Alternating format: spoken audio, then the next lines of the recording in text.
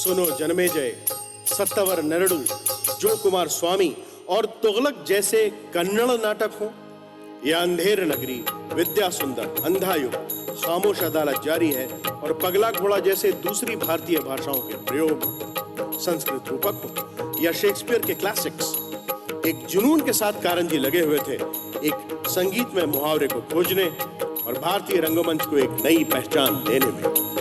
और अगर आलेख ही संगीत में हो, जैसे कि घाशीराम कोतवाल, तब तो समझो सोने पे सुहागा।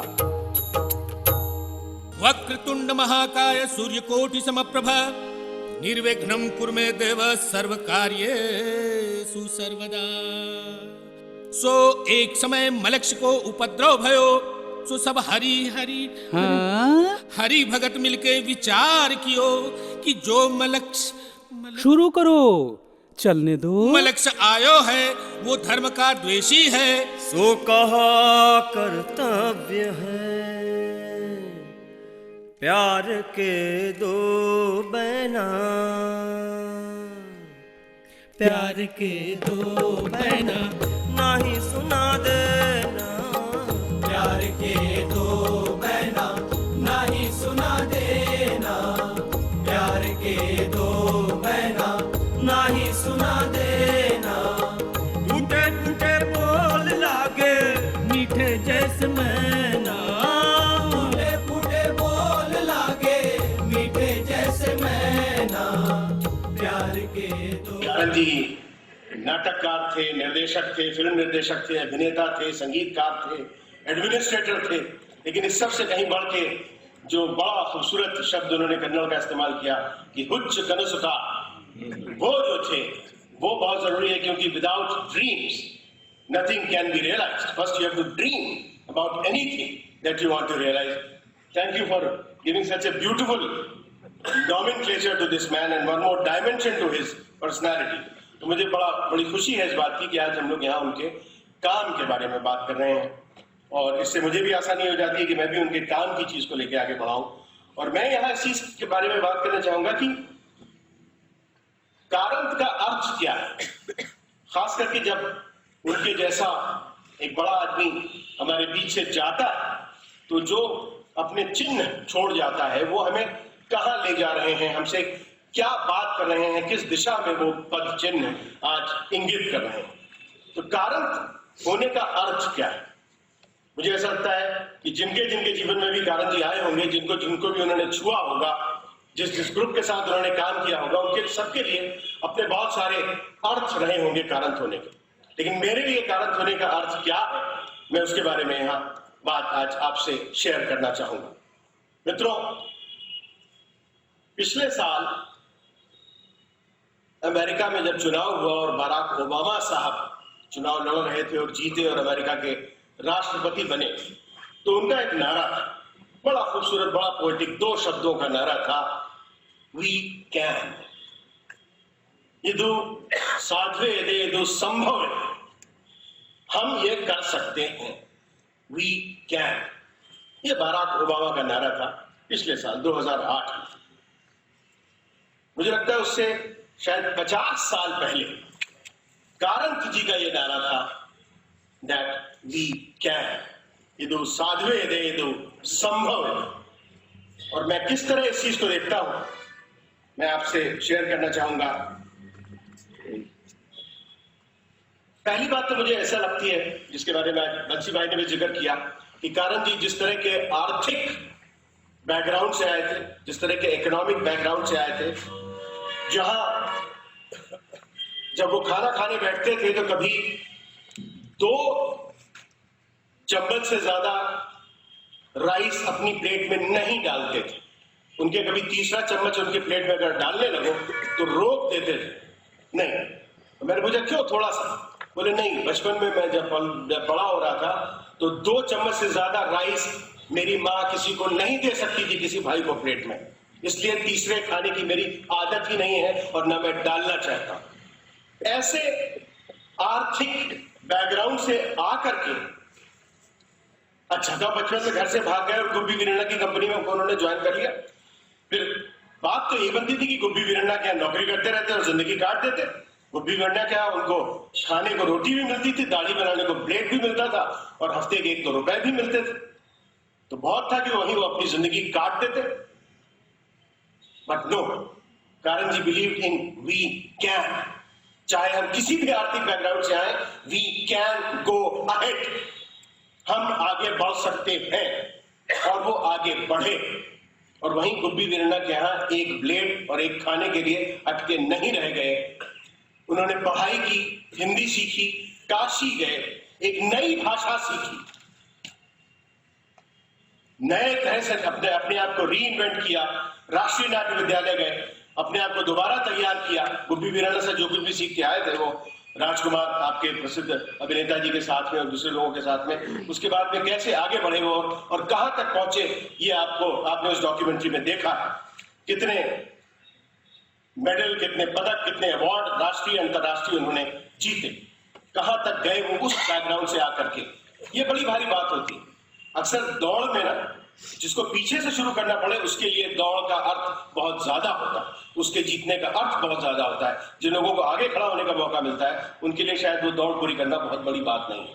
तो कारण जी ने वहां सिद्ध किया that we can, no matter what economic background we come from. ये मेरे लिए बड़ा महत्वपूर्ण एक प्रश्न है कारण जी के पूरे व्यक्तित्व और कृतित्व को लेकर के। दूसरी बात कि जब उन्होंने नई भाषा सीखी, नई भाषा किसी ने उन पर जबरदस्ती नहीं की थी कि तुमको नई हिंदी सीखनी जरूरी है, कन्नड़ बोल के वो अपना पूरा जीवन काट सकते थे। लेकिन उन्होंने एक नई भाषा सीखी, उनके अंदर से एक आवाज आई कि ये नई भाषा सीखो, हिंदी सीखो जो कि राष्ट्रीय भाषा है। और वो नई भाषा सीखने के बाद में काम चलाऊ तरह से नई भाषा सीख सकते थे, लेकिन उन्होंने काम चलाऊ तरह से नई भाषा नहीं सीखी। Again we can learn new languages. और आज भारत के का जो बंटवारा हो रहा है उसमें हमारे भाषाओं को लेकर के लिमिटेशंस, भाषाओं को लेकर पूर्वाग्रह, ये सब जिस तरह से काम करते हैं उसको उस आदमी ने 50 के दशक में तोड़ दिया। और वो काशी हिंदू विश्वविद्यालय में हिंदी विभाग में जाके उन्होंने अपना दाखिला करवाया, एमए किया। किसके साथ में? आचार्य हजारी प्रसाद द्विवेदी जी के साथ में। हजारी प्रसाद द्विवेदी जी कितने बड़े हिंदी के विद्वान थे, आप इस बात से जान सकते हैं कि वो जब गुरुदेव रविंद्रनाथ टैगोर ने शांति निकेतन स्थापित किया तो वहां पे हिंदी विभाग को बसाने और बनाने के लिए आचार्य हजारी प्रसाद द्विवेदी जी को गुरुदेव ने बुलाया था। और गुरुदेव की मृत्यु के बाद वो वापस काशी आ गए थे, जहाँ के रहने वाले थे, और वहां पे उन्होंने दोबारा से उस विभाग की अध्यक्षता स्वीकार की थी। तो किसी छोटे मोटे आदमी के नहीं कि कोई किसी एक टीचर से हिंदी सीख ली और बहुत हो गया और एक सर्टिफिकेट लेके घर में लटका दिया। आचार्य हजारी प्रसाद द्विवेदी से हिंदी सीखना, और हिंदी भी कैसी सीखना कि जब वो अपना पीएचडी का शोध कर रहे थे, डॉक्टरेट का शोध कर रहे थे, वो किस विषय में थे आपको पता? वो इस विषय में थे कि हिंदी की नई कविता में लय बोध क्या होता है। इतनी भाषा एक सीख लेना नಮಗೆ ಕಷ್ಟ ಇದೆ ಕನ್ನಡ ಮಾತಾಡಿ ನೋಡಿ.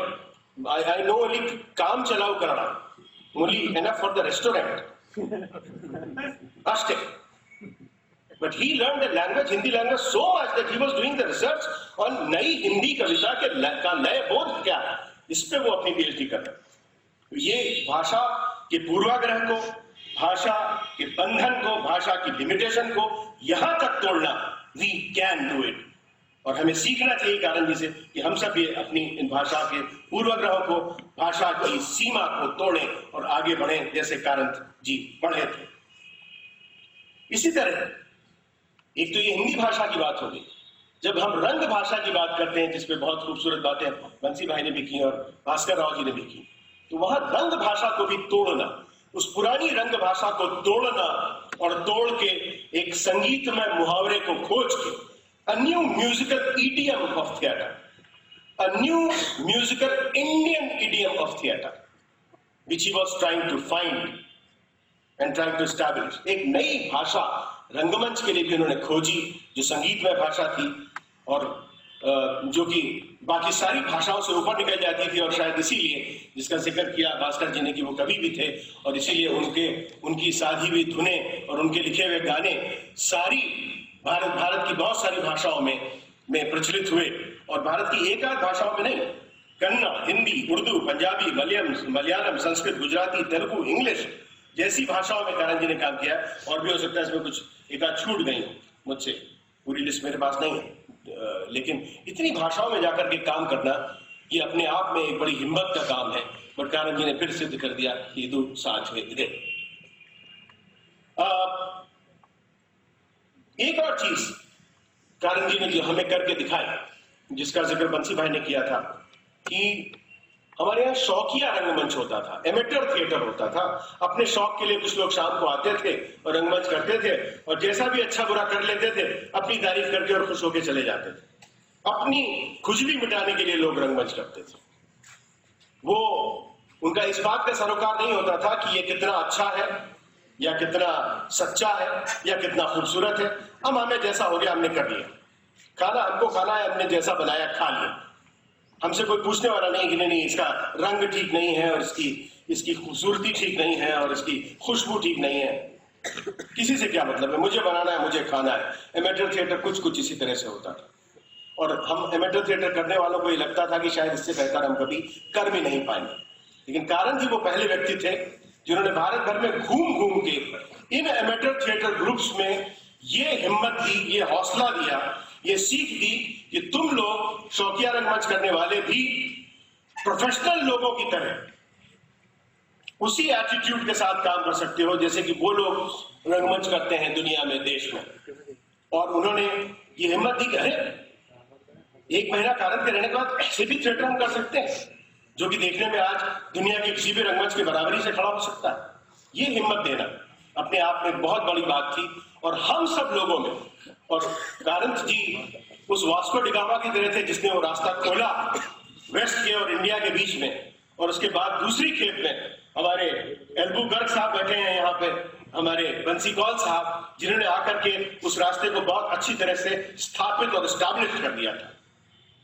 बंसी भाई ने भी वही काम किया जो कारण जी ने शुरू किया था, उसको बहुत अच्छी तरह से आगे बढ़ाया और मजबूत किया कि हम छोटे छोटे शहरों के रहने वाले, चाहे वो बीजापुर, उसका बेंगलोर और बॉम्बे होना जरूरी नहीं है, उसका दिल्ली और मद्रास होना जरूरी नहीं है। छोटे छोटे शहरों में, बीजापुर में, लखनऊ में, गोरखपुर में, छोटे छोटे शहरों में भी हमें ये हिम्मत कारण जी ने दी कि we also can do our theatre the same way like the professionals are supposed to do, with the same seriousness about our craft and our art and our commitment. ये हिम्मत जो कारण जी ने हमें दी, अपने आप में मुझे लगता है कि बहुत ही कमाल की एक विरासत है जो वो हमारे लिए वो छोड़ के गए। एक बात और जो कारण जी कमाल की करके गए, कारण जी के समय के अगर और निर्देशकों पे हम ध्यान करें जो कि बहुत बड़े बड़े डायरेक्टर्स थे, अलगाजी साहब को हम लें, शंभू मित्रा जी को हम लें, उत्पल दत्त साहब को हम लें, बंबई के हम कुछ और लोगों को ले लें जो बहुत महत्वपूर्ण काम कर रहे थे मराठी में, और भी नामों को अगर आप लें तो आप देखेंगे कि ये लोग एक ही कंपनी के साथ में काम करने में लगे हुए थे ज्यादातर। शंभू मित्र अपनी कंपनी के साथ ही काम करेंगे, वो दूसरी कंपनी के साथ काम करने के लिए नहीं जाएंगे या बहुत रेयरली जाएंगे। अलगाजी साहब ज्यादातर राष्ट्रीय नाट्य विद्यालय के साथ काम करेंगे, बाहर जाके किसी और कंपनी के साथ में काम नहीं करेंगे। और ये बात ठीक भी है, आप अपनी कंपनी के साथ काम कीजिए, क्यों नहीं कीजिए। लेकिन कारण जी ने कहा कि जरूरी नहीं है कि आप जब एक कंपनी, एक ग्रुप के साथ काम करें तभी आप अच्छा काम कर सकते हैं। आप अलग अलग कंपनियों के साथ जाएं और तब भी उसी स्तर का काम करके दिखाएं, जो अपने आप में बहुत बड़ा चैलेंज है। ये भी संभव है, ये कारण जी ने करके हिंदुस्तान भर में दिखाया। और जब कंपनी बनाने की बात आई कि चलो अच्छा अगर कंपनी बनानी है तो कंपनियां बनाने में भी किसी से पीछे नहीं थे। उन्होंने भोपाल की कंपनी बनाई, उन्होंने रंगायण की कंपनी बनाई, बल्कि उनका सपना तो यह था कि 5 कंपनियां अगर कर्नाटक में बने, अलग अलग भाषाओं, अलग अलग बोलियों, अलग अलग डायलेक्ट्स के आधार पर, जिसका जिक्र किया था भास्कर जी ने, तो और अच्छा होगा। तो कंपनी बनाने में भी किसी से कम नहीं थे कि prove there also that we can. और जब पुरानी कंपनियों को एक नयापन देने की बात आई तो वो भी उन्होंने सिद्ध करके दिखा दिया। गुब्बी कंपनी के साथ तो ये नहीं कर सकते थे, तब वो बहुत छोटे थे, लेकिन सुरभि कंपनी के साथ, जो उतनी ही पुरानी कंपनी है, आंध्र प्रदेश की कंपनी है, उसके साथ उन्होंने फिर करके दिखा दिया कि we can reinvent an old established company into many new ways. बहुत नए तरीके से एक नई जान उनमें डाली जा सकती है। बच्चों के साथ कितना गंभीर और अच्छा काम किया जा सकता है, ये भी कारंत जी ने पहली बार सिद्ध करके दिखाया। जहां उनके बच्चों के नाटक भी उतने ही प्रोफेशनल होते थे, उतने ही सीरियस होते थे, उतने ही गंभीरता से किए जाते थे। जैसे कि, और आप सब उसके उदाहरणों को जानते हैं, चाहे वो गिलहरी रामायण हो या पिंजरशाला हो, या आप मैं क्या बताऊं उसके बारे में, आप लोग मुझसे बेहतर जानते हैं।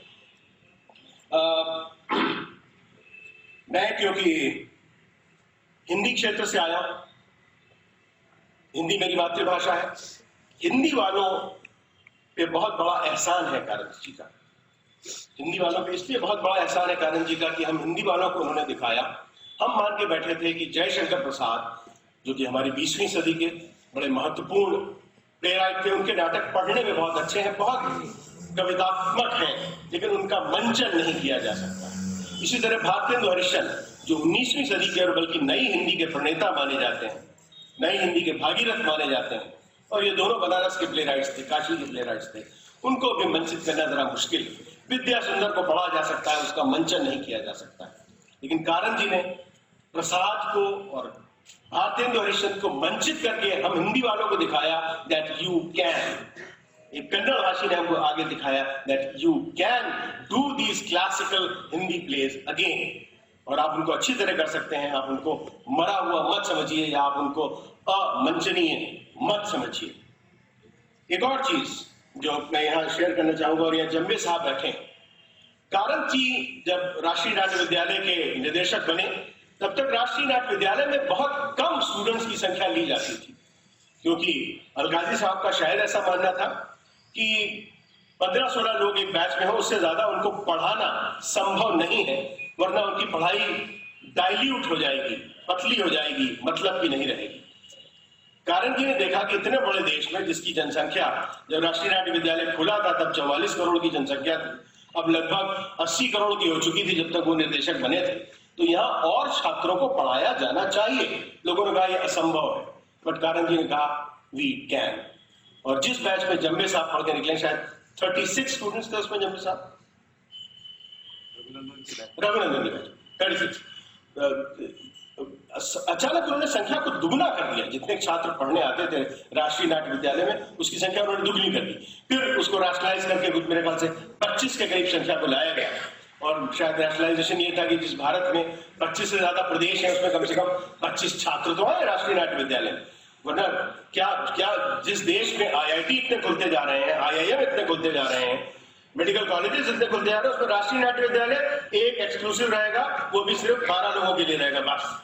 ये तो एक एटीट्यूड, गलत एटीट्यूड था, उसको तोड़ के और लोगों को खोलना, वो द्वार खोलना, और अगेन ये सिद्ध करना कि we can, and he has proved it that we can. कि जब्बे साहब एक उदाहरण है, कृष्णमूर्ति साहब एक उदाहरण है। हम सब लोग उन बैचों से, मैं थोड़ा बहुत हूं, हम सब लोग उन बैचों से निकले जो बड़े बैच हैं, और इतना खराब काम तो नहीं किया है जब्बे साहब ने।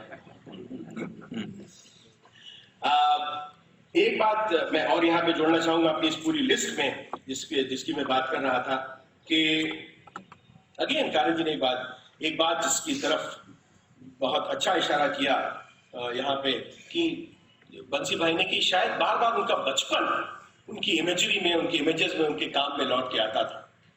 बंसी भाई ने बहुत अच्छी तरह बताया कि किस तरह से चोमना दूती के टाइटल्स तक में उनकी बचपन की इमेजेस आती हैं बार बार। और कहीं ना कारंत जी ने ये करके दिखा दिया कि you can be totally local and yet you can be utterly global. ये अपने लोकल मुहावरे से कैसे आप पूरे ग्लोब तक पहुंच सकते हैं, यू कैन डू दैट। और कारंत जी ने अगेन ये सिद्ध करके दिखाया। मित्रों, अब बोर हो चुके होंगे आप अपनी बहुत बड़ी मेरी लंबी लिस्ट से, मगर फिर भी कारंत जी को मैं एक तरह का एक सेतु मानता हूं, एक ब्रिज मानता हूं। कन्नड़ के नाटकों को भारतीय भाषाओं तक पहुंचाने में एक ब्रिज थे वो, संगीत और नाटक को जोड़ने वाला पुल थे वो, एमेटर थिएटर की झील को प्रोफेशनल थिएटर के पैशन से जोड़ने वाले सेतु भी थे वो, आधुनिकता, रंगमंच की आधुनिकता को लोक मुहावरों से कैसे जोड़ा जाए, इस चीज के भी वो एक प्रणेता थे। दक्षिणादि म्यूजिक और उत्तरादि संगीत को कैसे जोड़ा जाए। आप लोग जहां बैठे हैं यहाँ के आसपास, तो इतना अच्छा है कि यहाँ इतने सारे उत्तरादि गाने वाले, सब ज्यादातर अच्छे लोग सब कर्नाटक से निकल के आते हैं, लेकिन इन दोनों को कैसे जोड़ा जाए। जहां कर्नाटक संगीत है और जहां कर्नाटक में रहने वाले हिंदुस्तानी संगीत गाने वाले, आपके चाहे गदक हो और चाहे उगली हो, इनको कैसे जोड़ा जाए, जहाँ से मल्लिकार्जुन मंसूर निकलते हैं, जहाँ से गंगूबाई निकलती हैं, इन दोनों संगीतों को कैसे जोड़ा जाए, ये काम भी कारन जी ने करके दिखाया। मेरे ख्याल से मेरे 15 मिनट हो चुके हैं अब तक, इसलिए मैं अपनी बात बंद करूं। लेकिन इस डॉक्यूमेंट्री ने मुझे उद्वेलित कर दिया आज कि मैंने जब कारन जी की मृत्यु हुई थी तो एक कविता लिखी थी, और मैं छोटी सी कविता है 4-5 लाइनों की, वो मैं आपके साथ शेयर करना चाहूंगा। और कुछ चीज़ों की जिनकी झलक आपने उस डॉक्यूमेंट्री में देखी और जो बातें आपने सुनी, शायद वो इस कविता में आपको दिखाई दें। मगर कविता से पहले मैं एक पॉइंट और, मैं यहाँ पे मैंने दोनों वक्ताओं का जिक्र किया, मैंने तीसरे वक्ता का जिक्र नहीं किया। संजय, मेरे दोस्त, मेरे छोटे भाई संजय उपाध्याय का मैंने जिक्र नहीं किया। संजय ने बहुत एक पर्टिनेंट पॉइंट उठाया यहाँ पे कि राजनैतिक चेतना, राजनैतिक सरोकार की शायद कमी थी कारन जी के काम में। ये एक बड़ा पर्टिनेंट पॉइंट है, संजय ने बड़ा एक नुक्ता, बड़ा एक जरूरी नुक्ता यहाँ पे उठाया। मैं पूरी तरह से संजय की बात से एग्री नहीं करता हूं यहाँ पे, क्योंकि मुझे नहीं लगता है कि राजनीतिक चेतना केवल तभी दिखाई देगी जब वो उस पॉलिटिक्स की थिएटर में बात करे जो कि पब्लिक स्फेयर में होती है, यानी जिसको हम आज की तारीख में पॉलिटिक्स कहते हैं ना, जो कि नेता करते हैं बैठ के संसद में और असेंबली में या सड़कों पे, या जब मारपीट करते हैं, सिर्फ वही पॉलिटिक्स हो। मुझे लगता है पॉलिटिक्स के और भी कई डायमेंशन है। पॉलिटिक्स के डायमेंशन सोशल है, पॉलिटिक्स के डायमेंशन फैमिली के अंदर हैं, पॉलिटिक्स के डायमेंशन हमारे अपने अंदर होते हैं, और इन बहुत तरह की पॉलिटिक्स के बारे में कारन जी बहुत सचेत थे। और अगर आप उनके कामों में देखें, अगर जहां तक राजनीतिक चेतना की बात करें, तो मुझे लगता है कि तुगलक जैसा नाटक जब नेहरू के समय आता है और उसका अनुवाद कारन जी इतना अच्छा करते हैं कि लोग उसको उर्दू का नाटक समझते हैं ओरिजिनल में। ನಾಟ್ ದಲಿತ ಒಂದು ನೋಷನ್ ಇದೆ, ಅದು तुगलक उर्दू नाटक है, कन्नड़ नाटक इल्ला ये तरह ಒಂದು ನೋಷನ್ है। जब उसका इतना महत्वपूर्ण अनुवाद करते हैं और उसके प्रोडक्शंस करते हैं, तो कहीं ना कहीं वो उस दशक में, 60s के दशक में एक बहुत महत्वपूर्ण राजनीतिक पॉइंट उठा रहे हैं। अगर वो सुनो जन्मेजय उस समय करते हैं, कन्नड़ से लेकर उसको पूरे भारत तक पहुंचाते हैं, तो कहीं ना कहीं एक महत्वपूर्ण राजनीतिक पॉइंट उठा रहे हैं। और जहां तक पर्सनल और सोशल राजनीति का सवाल है, तब तो है वदन है और तो तमाम नाटक हैं जो कि इस परिवार की राजनीति का, हमारे मन की राजनीति का और बहुत अलग अलग तरह की राजनीतियों की ओर वो इंगित करते हैं। और जरूरी नहीं है कि फिर जितना कल का जो खूबसूरत प्रदर्शन था यहाँ पे, जिन्होंने देखा है कल गिरिजा के सपने का, जिसमें कि आज की राजनीतिक और आज की इकोनॉमिक राजनीतिक, जो आज की आर्थिक राजनीति का जितना अच्छा चित्रण कल के नाटक में था, जरूरी नहीं कि हर नाटक में उसी प्रकार से हो, उसके और भी डायमेंशंस। और मुझे लगता है कारन जी ने उन सारे डायमेंशंस को अपनी तरह से टच किया था। ये बात सच है कि उनके नाटकों में एक बहुत उत्सव धर्मिता थी, एक बहुत उल्लास था जिसका जिक्र किया गया यहाँ पे। और वो बहुत एक किसी अशोक वाजपेयी जी उनके मित्र बहुत अच्छी बात कहते हैं कि कारन के नाटक नहीं लीला होते थे। और लीला शब्द को आप रामलीला तक मत रखिए, लीला शब्द को जो पूरी लीला जो दिखाई दे रही है वहां तक उसको जोड़िए। इस स्पिरिचुअल लीला की हम बात करें, वहां तक उसको जोड़िए। तो कारन के शब्द के नाटकों में वो लीला होती थी, वो उत्सव धर्मिता होती थी। मित्रों, मैं अब I must shut up now. और ये 4 लाइनें जो मैं आपके साथ शेयर करना चाहता था कारन जी की मृत्यु के बाद, ये लाइनें मैंने लिखी थी।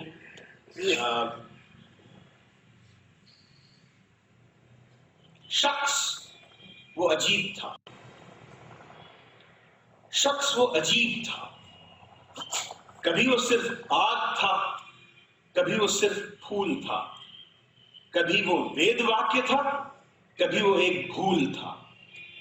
शख्स वो अजीब था धुन वो एक बनारस की कानड़ा का राग था धुन वो एक बनारस की कानड़ा का राग था दागदार दामन पर दिल से वो बेदाग था। शख्स वो अजीब था, पोथियों का प्रेमी वो, खुद में नाट्य शास्त्र था। पोथियों का प्रेमी वो, खुद में नाट्य शास्त्र था बहुत अकेला वो, पर वो सबके साथ था। शख्स वो अजीब था।